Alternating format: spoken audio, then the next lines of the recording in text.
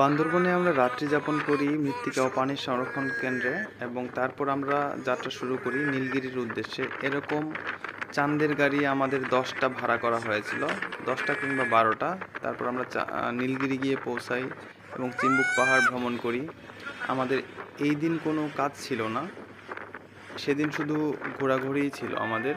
এবং ফেরার পথে আমার ফ্রেন্ড সেনাবাহিনীতে চাকরি করে রোকন, তার সাথে দেখা হয়েছিল, তার সাথে মিট করি আমরা। তারপর আমরা কক্সবাজারের উদ্দেশ্যে রওনা দেই।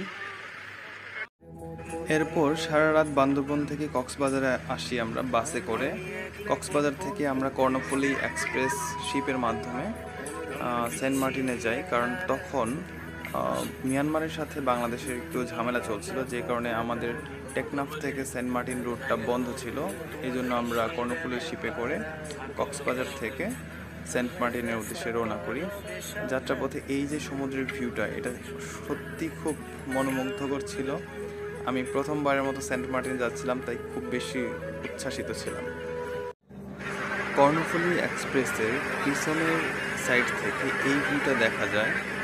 আমি পার্সোনালি সমুদ্র খুব বেশি পছন্দ করি, কারণ আমার বাড়ি হচ্ছে পাহাড় অঞ্চলে, কখনো সমুদ্রে খুব বেশি যাওয়া হয়নি।